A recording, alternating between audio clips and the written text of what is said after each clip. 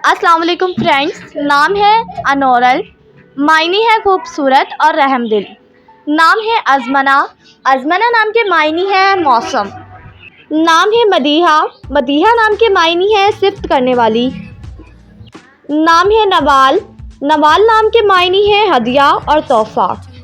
नाम है नजमी, नजमी नाम के मायने है सितारों को समझने वाली। नाम है सफ़ूरा, सफ़ूरा नाम के मायने है नेक और परहेज़गार। नाम है हमीरा, हमीरा नाम के मायने है सुर्ख बालों वाली। नाम है ज़रीना, ज़रीना नाम के मायने है ज़ार की मलका। नाम है इर्तिफ़ा, इर्तिफ़ा नाम के मायने है पसंदीदा और मरगूब। नाम है सजला, साजला नाम के मायने है एक शायर। नाम है समरोत, समरोत नाम के मायने है नेक और सालेहा। नाम है अरूसा, अरूसा नाम के मायने है दुल्हन। नाम है ज़रनाब, ज़रनाब नाम के मायने है खालिस। नाम है मुगीरा, मुगीरा नाम के मायने है हसन की बेटी। नाम है असीमा, असीमा नाम के मायने है सरपरस्त और हामी।